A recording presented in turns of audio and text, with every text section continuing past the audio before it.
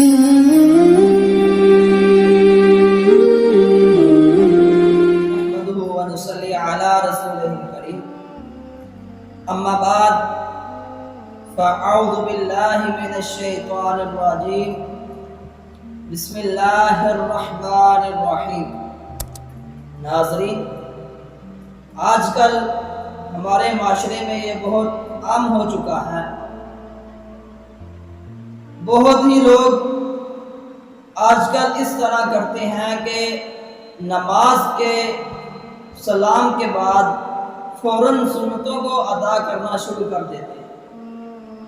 امام صاحب ابھی سلام پھیر کر سیدھے بیٹھتے نہیں ہیں تو لوگ پیچھے سے سنتوں کو ادا کرنا شروع کر دیتے ہیں۔ ناظرین، یہ طریقہ بالکل بھی صحیح نہیں ہے، کیونکہ ہمارے نبی علیہ السلام نے ہمیں نماز کے بعد کرنے کے لیے اذکار بتائے۔ نبی علیہ السلام نے ہمیں یہ حکم دیا ہے کہ جب تم نماز سے فارغ ہو جاؤ تو تم نماز کے بعد اذکار کیا کرو۔ تو ناظرین، یہ جو ہم کرتے ہیں یہ بالکل بھی صحیح طریقہ نہیں۔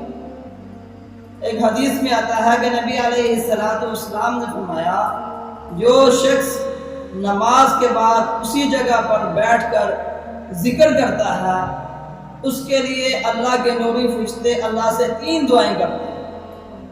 وہ 3 دعائیں کیا کرتے ہیں؟ اللہ رب العزت سے پہلی دعا یہ کرتے ہیں، یا اللہ، یہ جو تیرا بندہ نماز کے بعد بیٹھ کر ذکر کر رہا ہے اس کی تو مغفرت فرما، اس کے گناہوں کو معاف فرما۔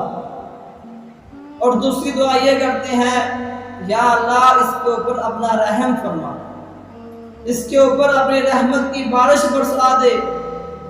اور تیسری دعا یہ کرتے ہیں فرشتے اللہ سے، یا اللہ، اس کی توبہ کو قبول فرما۔